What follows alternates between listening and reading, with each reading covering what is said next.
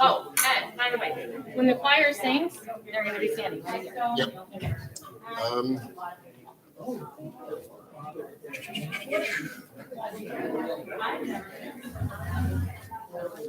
Is it okay if I stay here, or do you want me to move?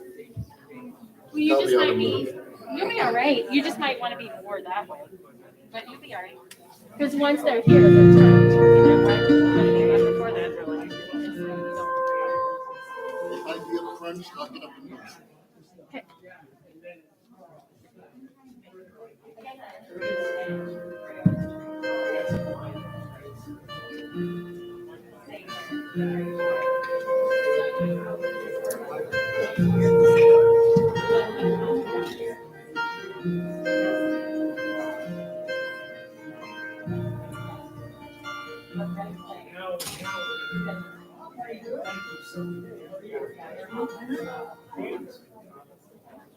Oh, yeah.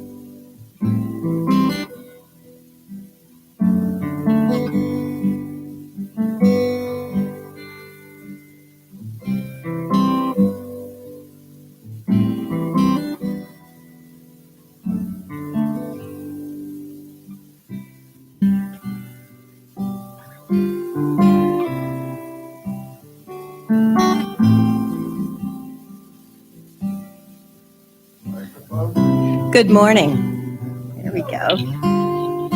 My name is Nina Hentz, and I'm your worship associate this morning. Welcome to those of you who are here with us in person at the Unitarian Universalist Church of Roanoke. We extend a special welcome if you are joining us for the first time, and I see some new faces in our audience today. We also say welcome to those of you who are joining us on YouTube. Remember that if you have a joy or concern, put that in chat in the next 15 minutes so that we can get it recorded. Our minister is the Reverend Walter LaFleur, and the focus of his service today is the gift of art and music. And just a note that this is also Reverend LaFleur's last sermon until August. He will be leaving us for the summer to study and do whatever vacation. He is on his way to GA this afternoon, so that's pretty exciting. Whomever you are, whomever you love, however you express your identity, whatever your situation in life, whatever your experience of the holy, as you come seeking love, your presence here is a gift. Whether you are filled with sadness, overflowing with joy, needing to be alone with yourself, or eager to engage with others, all who welcome all are welcome here.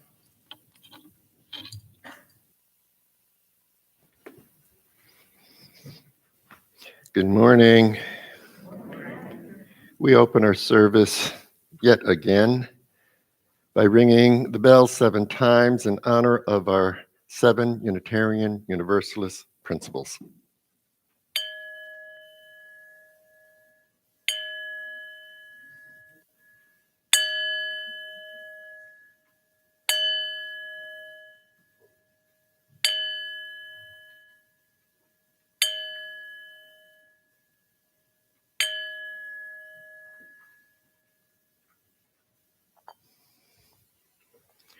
The words of our congregational covenant tell us that we commit to supporting each other with respect and direct communication as we work in community to explore spiritual growth and to be a force for good in the world. We're glad you're with us this morning.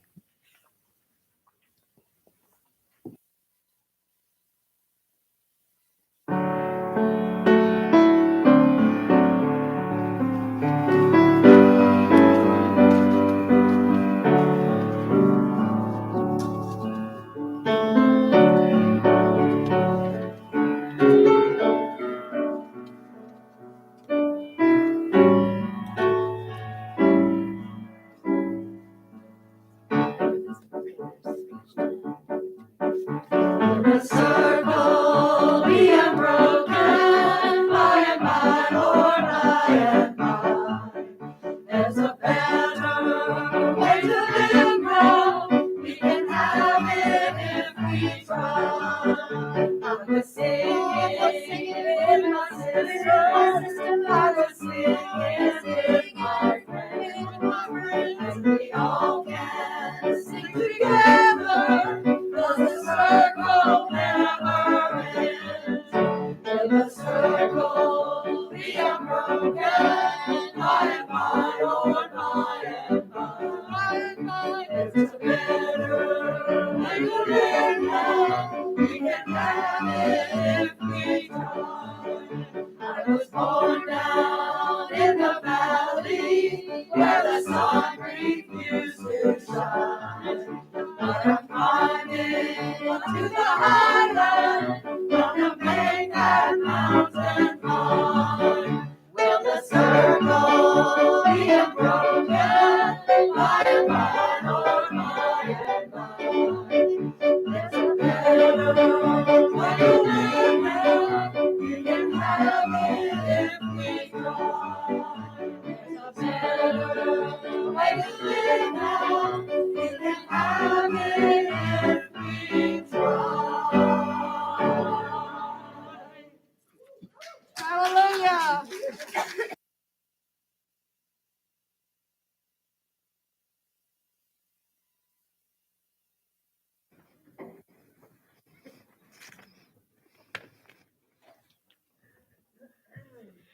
Good morning, good morning. It's a busy day today. Today, we celebrate the flower ceremony, which is one of my favorite ceremonies. It tells us that we are a community, a garden of individuals.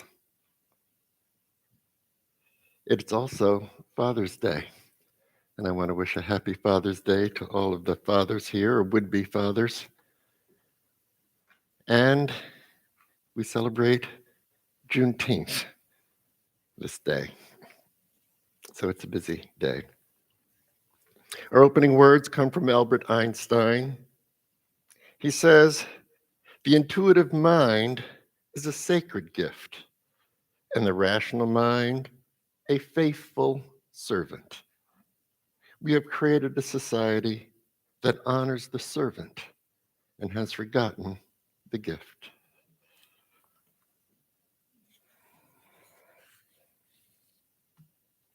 Our chalice lighting words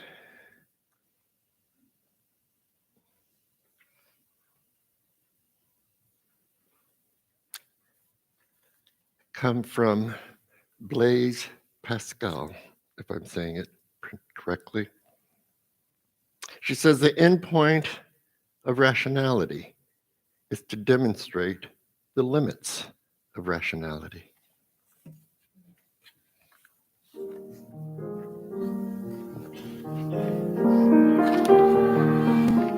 How can tall inspire us to use our powers to heal and not to harm, to bless and not to hinder, to bless and not to curse, to serve you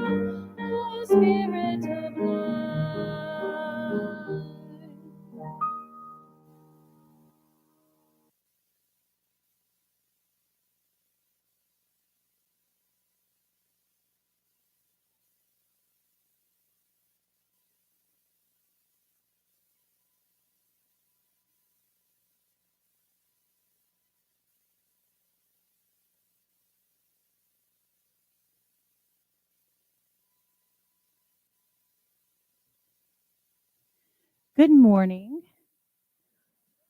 My name is Jessie. I'm the Director of Lifespan Faith Development here. First, I'd like to thank the folks who helped me bring in the flowers that so many of you brought.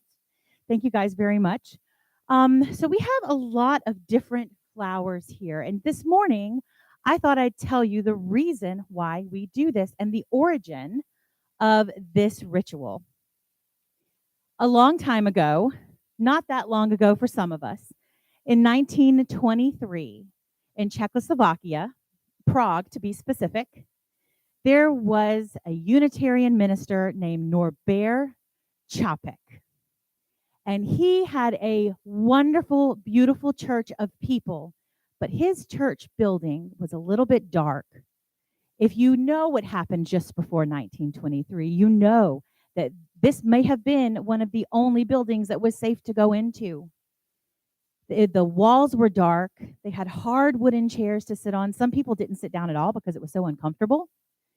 And he spoke to people in this dark place, these people of light and wonderful, wonderful, beautiful souls. And he thought, how can I bring more beauty into our worship space? The people make the church, but he wanted to make the building beautiful too. So he wrote some songs, and they loved to sing together. They would stand up off of those hard wooden chairs, and they would sing together, then sit back down. And then one day he was going for a walk in the spring, and he heard the birds singing, and he looked around and saw all the beautiful budding branches and all the flowers. He stooped down and picked one up and thought, you know what? This might be how we bring some beauty into our church. So the next Sunday, he stood in the pulpit and said, I think next Sunday you should bring the flower. So people were like, what kind of flower? What do you mean by a flower? And some people said, well, I don't grow flowers, but there's this beautiful tree. And he said, that's fine. And then someone said, I have these wonderful roses. That's fine too. Bring them all. Bring what you can. Bring them all. And they brought them the next Sunday and filled the church with these beautiful flowers. Some people brought 7. Some people brought 1. Some people brought a picture of flowers because they didn't have flowers, or they didn't have a place to grow flowers, or they just weren't budding yet. So they had festooned the church in these beautiful flowers, and the chairs didn't feel quite as hard. The walls didn't seem quite as dark. And then at the end of the service, Reverend Čapek said, come and take a flower. Take a flower that you love, because this represents our church. All the vases are different sizes. All the flowers are different heights. Each one needs its own particular kind of care. But when we combine them, we have a bouquet of beautiful flowers and beautiful people. And from that point on, every year, Reverend Čapek's tradition happens in most Unitarian Universalist churches. And my favorite part of the flower communion is when I get to see people take flowers. And Reverend Čapek had children bring his flowers into the church, and they painted the walls with flowers. So if you are so inclined and of a certain age, you can join me to make some flowers to hang up in our church as well.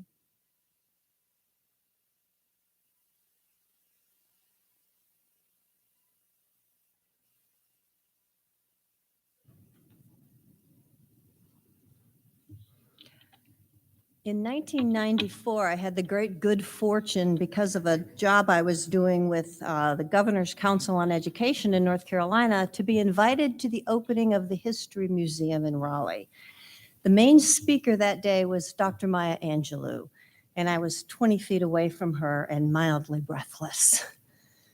So with apologies to Dr. Angelou, because I do not have her dulcet tones, I will share with you, Still I Rise. You may write me down in history with your bitter, twisted lies. You may trod me in the very dirt, but still, like dust, I rise. Does my sassiness upset you? Why are you beset with gloom? 'Cause I walk like I got oil wells pumping in my living room. Just like moons and like suns with the certainty of tides, just like hope springing high, still I'll rise. Did you want to see me broken? Bowed head and lowered eyes, shoulders falling down like teardrops, weakened by my soulful cries? Does my haughtiness offend you? Don't you take it awful hard? 'Cause I laugh like I got gold mines pumping in my backyard. You may shoot me with your words, you may cut me with your eyes, you may kill me with your hatefulness, but still, like air, I'll rise. Does my sexiness upset you? Does it come as a surprise that I dance like I got diamonds at the meeting of my thighs? Out of the huts of history's shame, I rise. Up from the past that's rooted in pain, I rise. I'm a black ocean leaping and wide, welling and swelling I bear in the tide. Leaving behind nights of terror and fear, I rise. Into a daybreak that's wondrously clear, I rise. Bringing the gifts that my ancestors gave, I am the dream and the hope of the slave. I rise, I rise, I rise.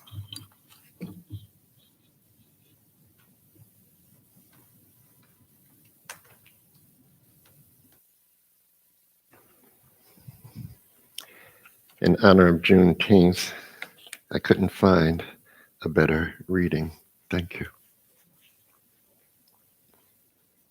This morning, I want to explore our senses. I'm of the belief that we place far too little attention on foundational aspects of this thing called being human.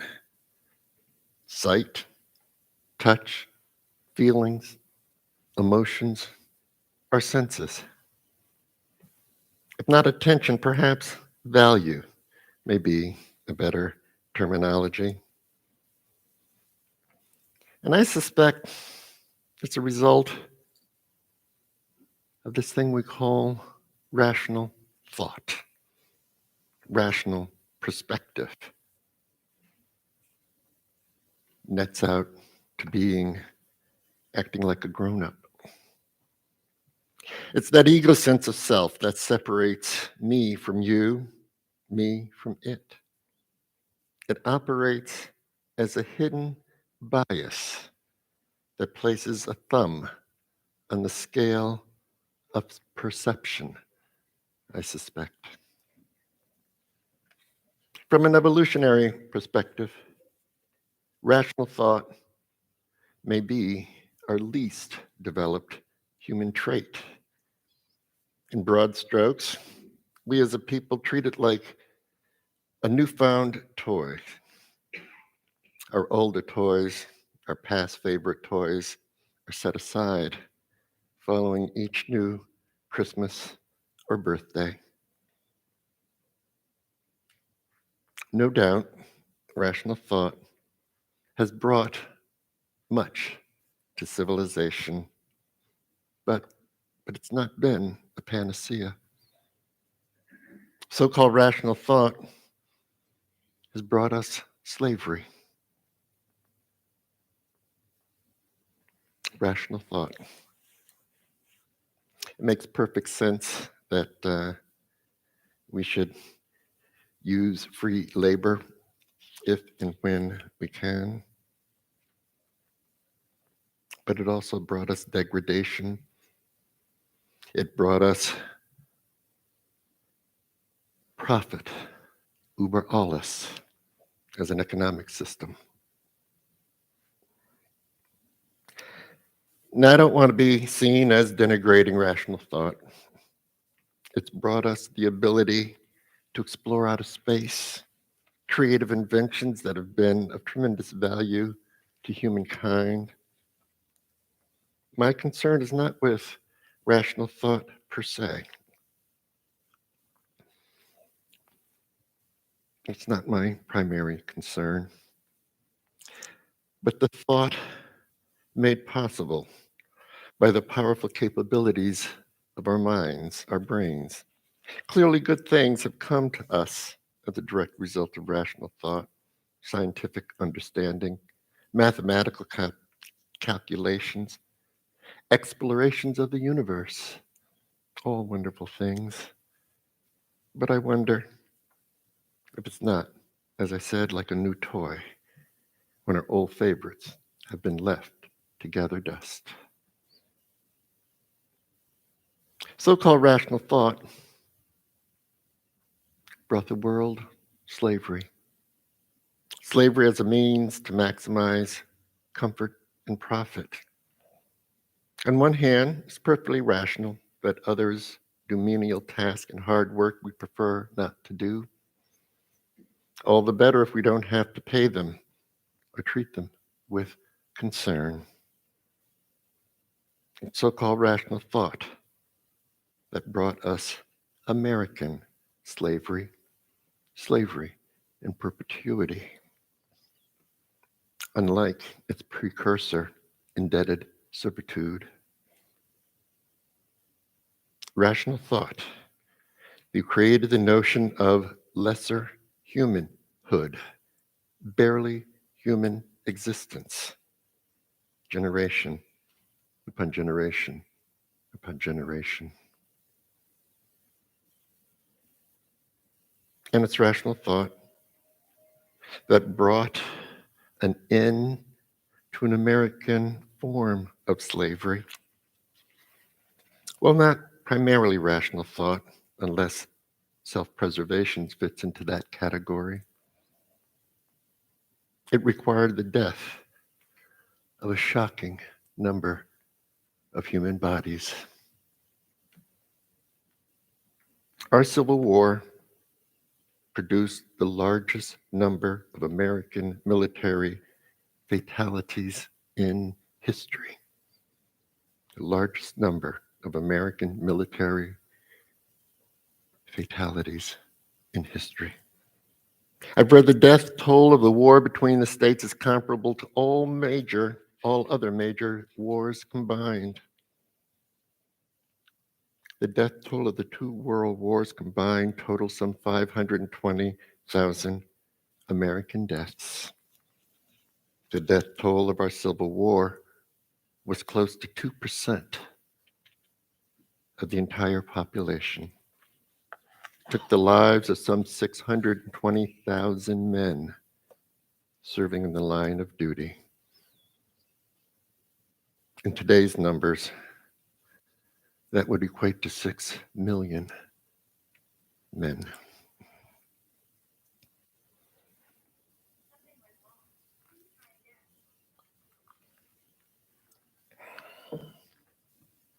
Tomorrow, we celebrate June 10th, Juneteenth. Others celebrated it on Friday. It's a federal holiday in the United States, commemorating the emancipation of enslaved African Americans. For the majority of the country, the holiday is only for federal employees. When President Joe Biden signed the holiday into a federal law on June 17, 2021, only 9 states recognized Juneteenth holidays with paid time off for state employees. At least another 8 in the past year have elevated Juneteenth to paid state holidays.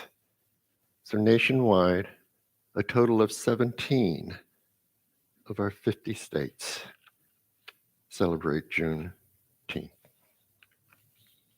It's a paid holiday.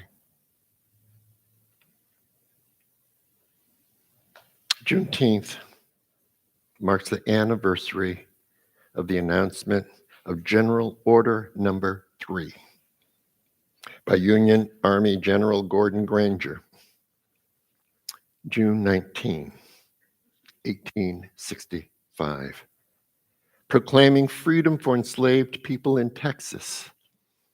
That general order reads, "The people of Texas are informed that, in accordance with the proclamation from the Executive of the United States, all slaves are free.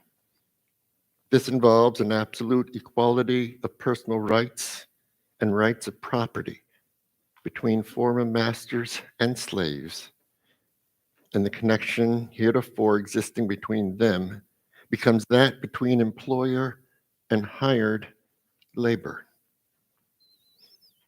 The freedmen are advised to remain quietly at their present homes and work for wages. They are informed that they will not be allowed to collect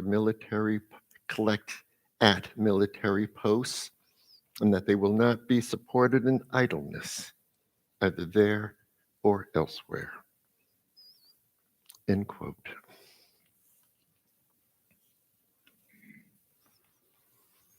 Juneteenth is considered the longest running African American holiday, and it has been called America's Second Independence Day. Historian Mitch Ketchum considers celebrations of the end of slavery as having three goals: to celebrate, to educate, and to agitate.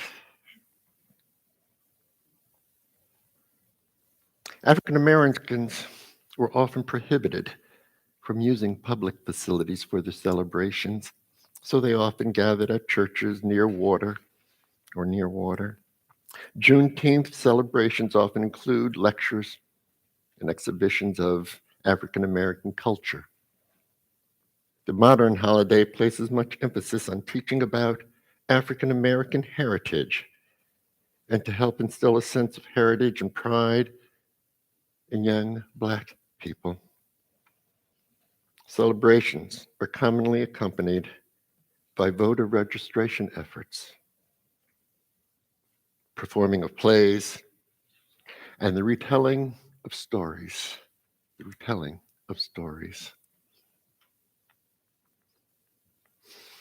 But now I want to circle back.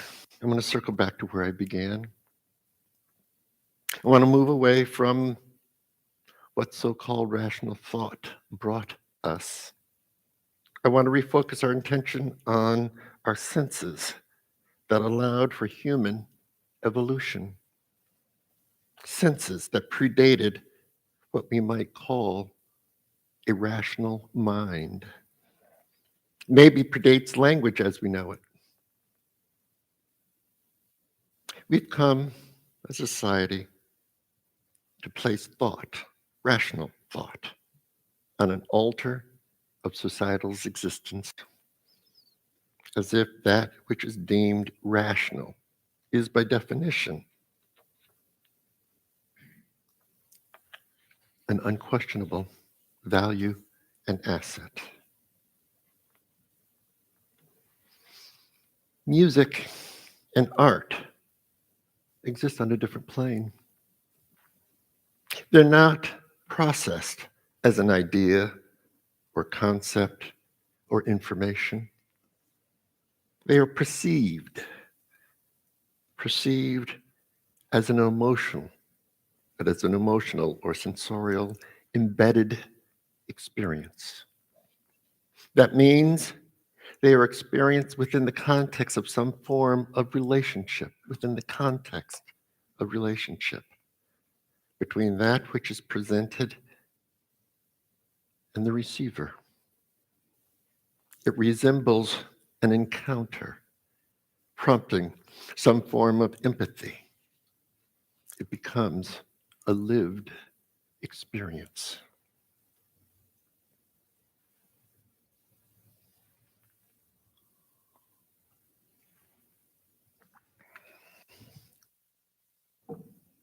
Philosopher Susan Langer speaks of this historic appreciation, both in terms of how we understand art and in terms of how we create it. Regarding appreciating artwork, she notes, aesthetic intuition seizes the greatest form and therefore the main import all at once. There is no need of working through lesser ideas and serried implications first. without a vision of the whole. In art, it's the impact of the whole, the immediate revelation of vital import that acts as a psychological lure to long contemplation. She says this contrasts with discursive reasoning, where the total intuition of relatedness comes as the conclusion, as if in a prize. Thanks to the non-explicit ways in which they convey meaning, art and music can be eloquent, where language fails. Take, for example, a favorite musical composition. Is it the notes, the spaces in between the notes? It can defy analysis, and yet, once it is played, it comes alive and can seem to hold the meaning of the world. Implicit understanding is an essential part of how we make sense of art, just as a key understanding in the meaning in encounters with other people. It's partly embodied, depending on a relationship with the perceiver, a relationship between the sender and the receiver. Though poetry and stories use language, there too, the sense of meaning cannot be captured simply through the explicit or factual symbol. We encounter stories and poems. They come alive as we meet them halfway with our own emotions, with our own imagination. In such an encounter, we derive multiple meanings that go beyond what's contained in the explicit context. There's something more than just the words that work for us. But there's got to be this interaction that brings it alive. We miss so much in life when our primary orientation, our primary modality is so-called rational thought. When we insist that B must follow A, that any given statement must be true, that we as individuals must follow the rules, we must be consistent, we must be logical, we must be rational. We miss so much. We need to be grown up. We have so many words that imply a need for predictability. But the truth is, we humans, we mere humans, are not designed to be wholly consistent. We're not designed to be predictable or pre-programmed. We've been blessed and or cursed, depending on your perspective, to have feelings, emotions, wants, and needs. Sometimes that surprise us. Sometimes wants and needs we did not know we had. And sometimes we'd prefer we didn't have. Now, the flip side of that same coin is we can be wonderfully loving, wonderfully accepting, and caring for one another. Sometimes despite and sometimes because of our individual peculiarities. It's our individual peculiarities that make us human, each unique, each multifaceted, and valuable, and vulnerable in this state of being human. Blessed be for our frailties. Blessed be for our evolutionary process that allows us to explore and learn and grow and change. And goodness knows, rationality isn't all that it's cracked up to be. In fact, it ain't even where life really exists. It exists in the moment and in our feelings and in our interactions. May we enjoy it. Amen. And Ashe.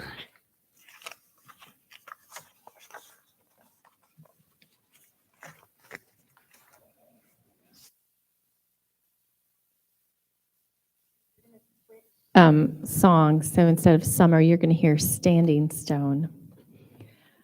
And the words are, I will be your standing stone. I will stand by you. Those are all the words.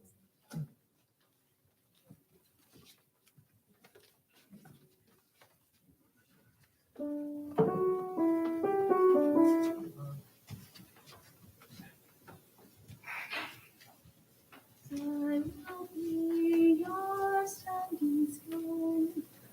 I will stand by you.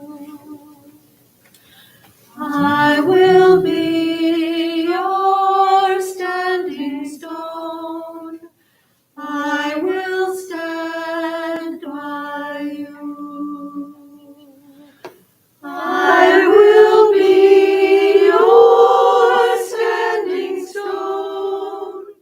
I will stand by you.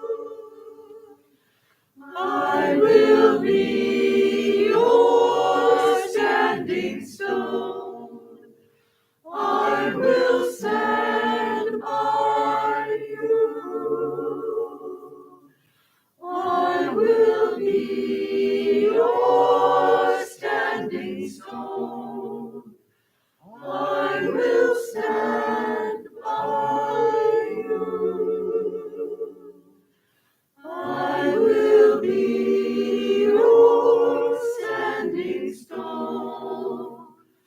I will stand by you.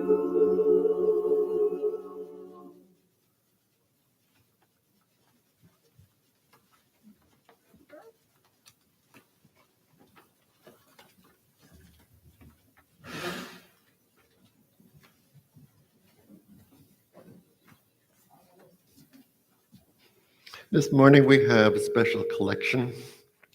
Henry, come up and inform us of what our special collection will be for this morning.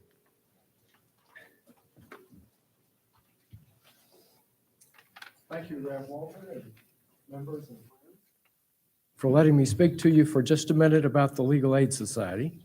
As you probably know, the Legal Aid Society is a grant and donations funded law firm for poor folks whose staff of lawyers and paralegals provide specialized advice and representation to poor people in civil cases, things such as debt collection, eviction defense, protection from domestic violence, denial of unemployment benefits, public assistance, and the like.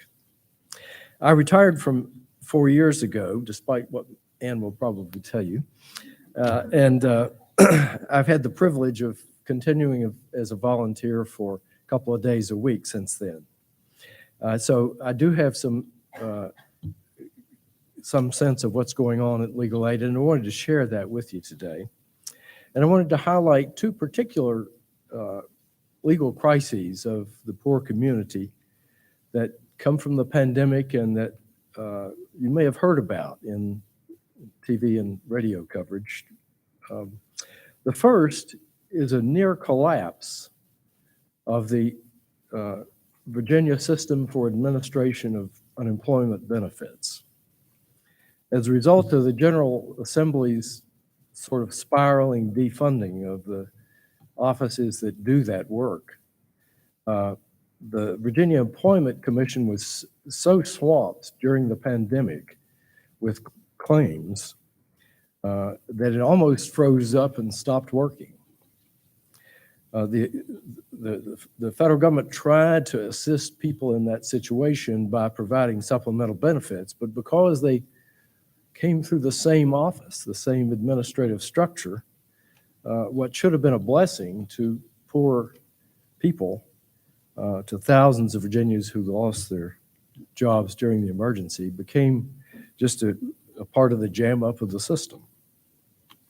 The Employment Commission got so backed up that several thousand appeals from the last 2 years of rushed and often erroneous decisions have still not been heard.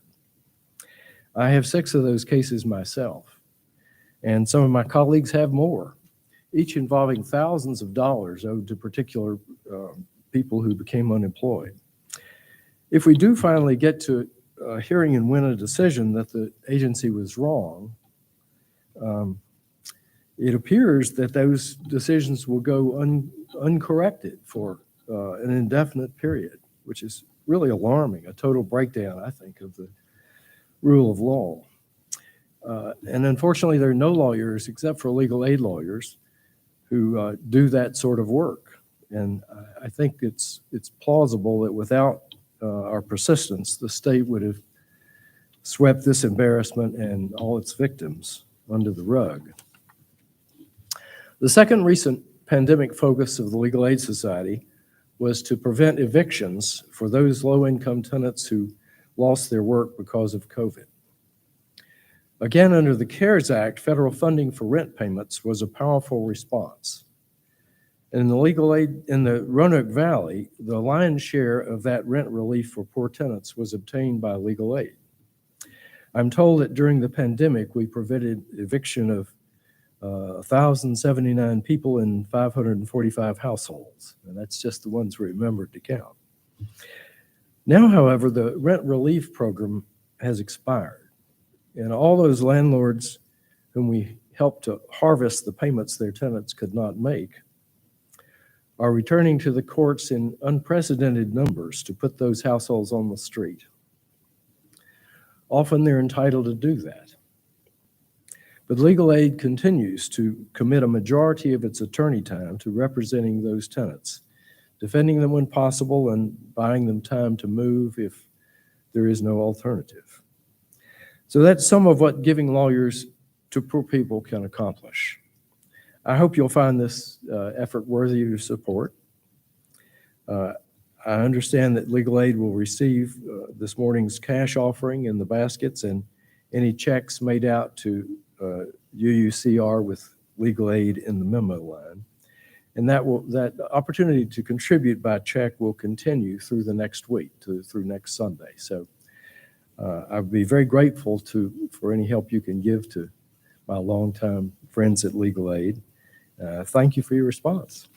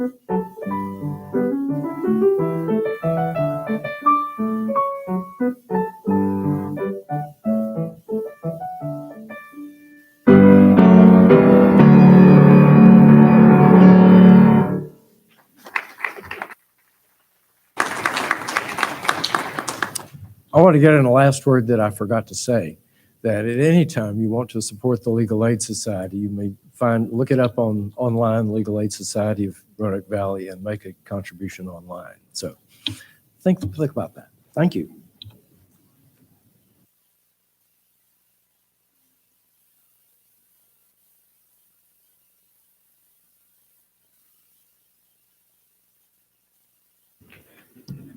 The help said in the back, you can also contribute online through our church website. And Henry, I want to thank you for the good work you do. It is a wonderful example of Unitarian Universalism in action, caring for one another. Thank you.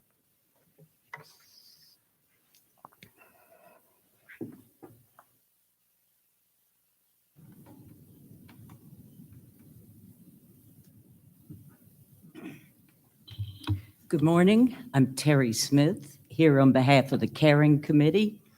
We're the group in this church that helps to collect and chronicle and share the special joys and concerns that our membership and friends experience in day-to-day living. From Teresa Poole this week comes a request for special prayers for Betty Waldron. She's a 92-year-old member of the Spectrum group that meets here at UUCR.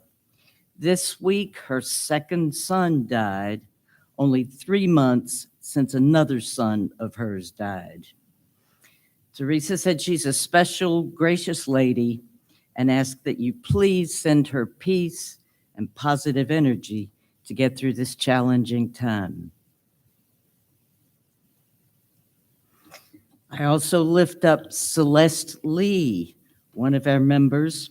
Her father, Jim Davis, died last Sunday, June 12th. He's in hospice care in Charlottesville and experienced a rapid decline in health. His family was with Jim at the end. And I would like to speak to the hearts of every father, every child of a father, whether they are living or not, on this Father's Day. Let's have a moment of quiet reflection.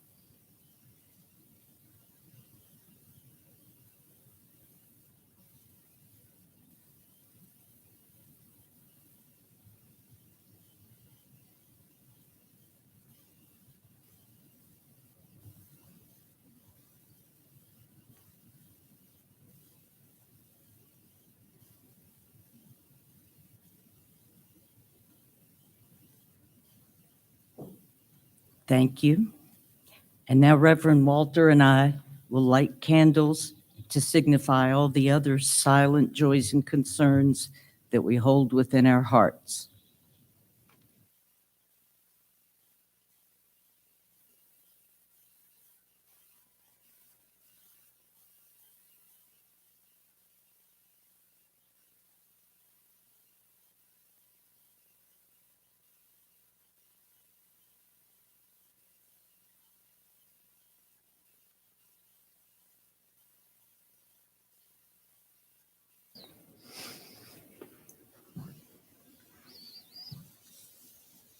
Join me in time of prayer, reflection, meditation.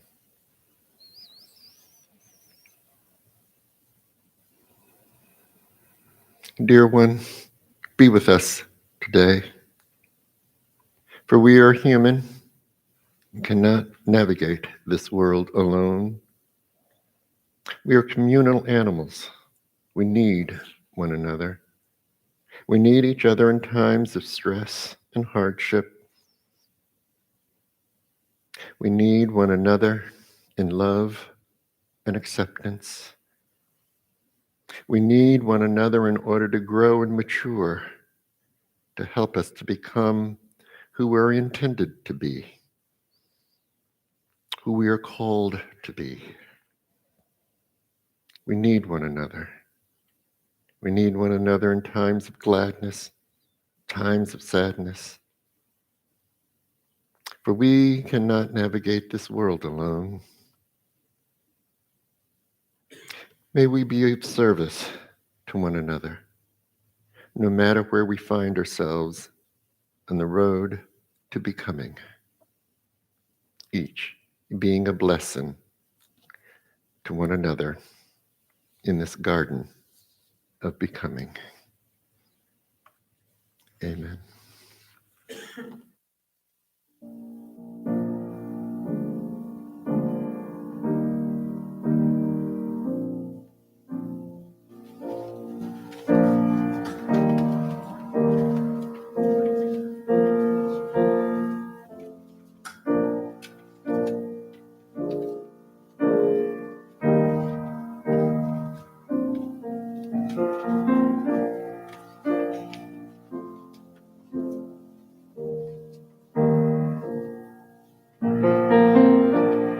Comfort me, comfort me, comfort me, oh my soul. Comfort me, comfort me, comfort me, oh my soul.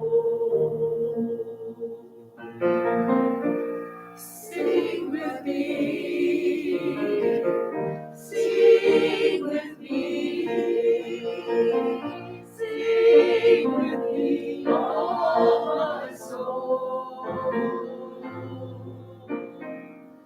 Sing with me, sing with me, sing with me, oh my soul.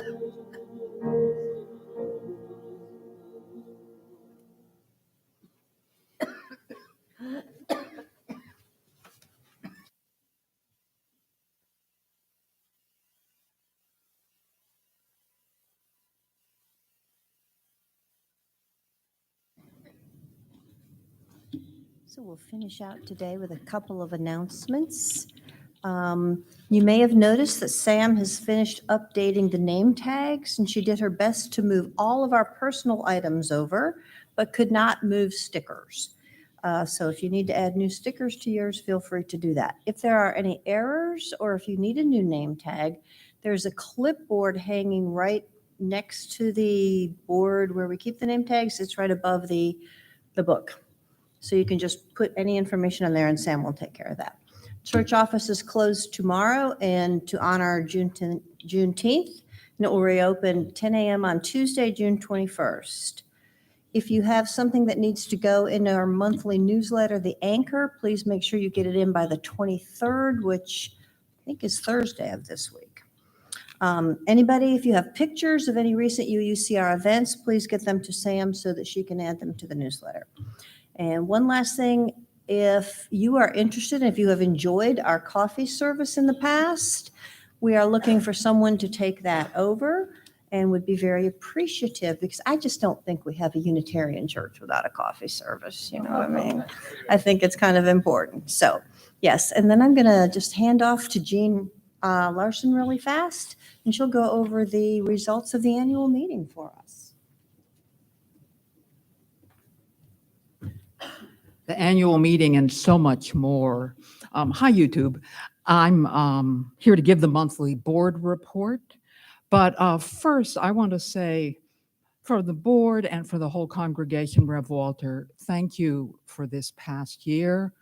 Don't wear yourself out at GA. If you're new, GA is General Assembly. It's the big annual coming together of Unitarian Universalists. They're out in Portland, Oregon this year. Have good time with the study weeks and a great time with your vacation. That is the plan. We support it wholeheartedly. Yeah. Also, kicking sermon.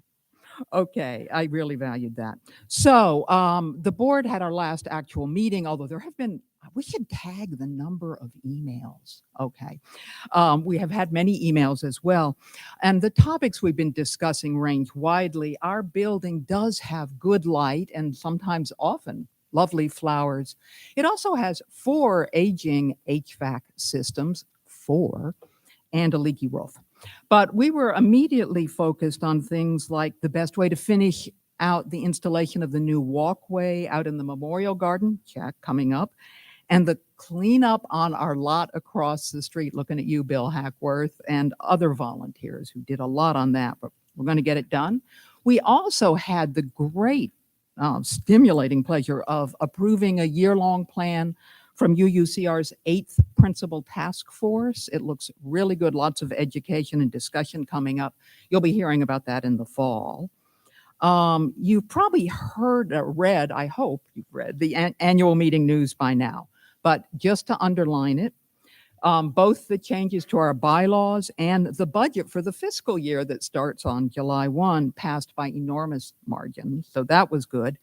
And I'm going to start naming names. So if you happen to be here, not everyone will see you, but please wave your arm.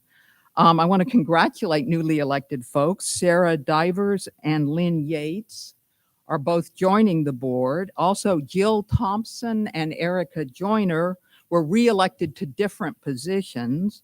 We have a new endowment committee member. I saw Kim Andriano, as well as 3 new people on the nominating committee. So smile big if you see Dotsie Clifton, Dave Perry, or Teresa Poole coming your way. Henry Woodward just did a great job of reminding us how important our special collections are and the many ways to give, including the handy Donate Here tab on our website. The 4 groups that we voted for 22-23 are as follows: Planned Parenthood, the Bradley Free Clinic, the LEAP, which is the Local Environmental Agricultural Project, and the Local Office on Aging. 4 great causes. There were 12 really good nominees. So if your group didn't carry the day this year, stay alert for a call early next spring from our new Special Collections Coordinator, Heidi Parton. I think the most heartening thing about all this was how many people took the trouble to vote. We weren't even fighting about anything, and people still turned out. In the summer of 2022, we're reminded that democracy really matters, and we need to take part. Yeah. And in that spirit, you are all welcome to come to a board meeting anytime. Do let our incoming president, Catherine Hoffman, starting a 2-year term on our new setup, know in advance if you want to be on the agenda, because it takes work to keep those meetings down to like 3.5 hours. So more good news. The amazing Heather Mason has pulled together a website work crew, and joining her will be Sherry Bernath, Cindy Lawler, Lorraine Fleck, Paul Womack, Paul here, Teresa Poole, Bob Edwards in the back, Jimbo Harshfield, and of course our office administrator, Samantha Wells. Matt Livingston and Walker Hartman led a good kind of outcomes assessment discussion of our generosity campaign, and those guys are great examples of how giving time and energy and smarts and skills to this congregation really does give you an arena for putting your values into action. So as we thank all those folks, let us also thank our outgoing president, Erica Joyner, who brought outstanding leadership to a position I'm enjoying watching from the sidelines. A final thank you to Gary Mason back there, who handled it. At midnight on June 30, Gary hands the VP Finance torch off to Erica, who has the special skills that those people need. And I have to say, I am really happy to know that Lynn Yates over there in the AV booth will be doing the work of board clerk starting July 1 as I kind of slither off into the sunset. Thank you, Lynn. It's actually all that job, and I know all of these are satisfying, but it does cut into the time that you might spend crushing your soul on social media or what is that thing people do? Oh, vacuuming the living room. You could, get a job, right, at UUCR. And we on the board have been thinking about how we can build a stronger culture of giving here at UUCR. And that does include giving skills and energy, as well as hitting the Venmo button or tossing something in the collection basket. There are so many other volunteers. Think of the facilities committee, the connections team, the greeters, all right, all of our outreach groups. I won't name them all, but we are grateful. So, and there's people who are kind of shy. I was there. I don't know what to do. I don't know what these groups do. I don't know how to do it. We'll tell you. Okay. And if you have any thoughts about how to support that or how to keep building this culture, which we're doing okay, we just want to do better. All right. Grab anyone on the board and let us know. Thank you.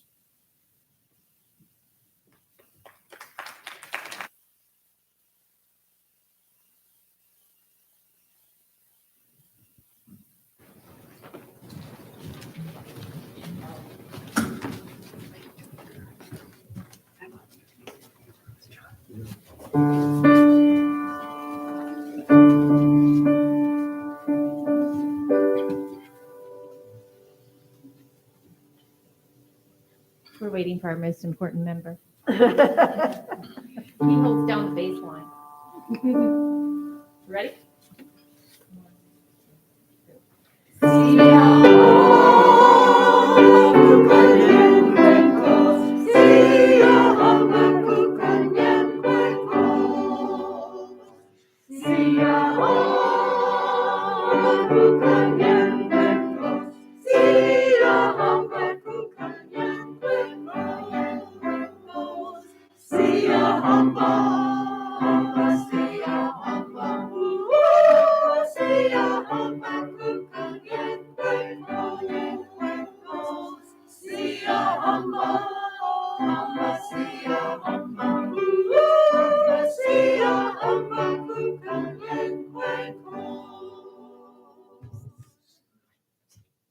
We are marching in the light of God. We are marching in the light of God. We are marching in the light of God. We are marching in the light of God. We are marching, marching, we are marching. We are marching in the light of God. We are marching, marching, we are marching. We are marching in the light of God. We are singing in the light of God. We are singing in the light of God. We are singing in the light of God. We are singing in the light of God. We are singing, we are singing, we are singing in the light of God. We are singing, we are singing, we are singing in the light of God.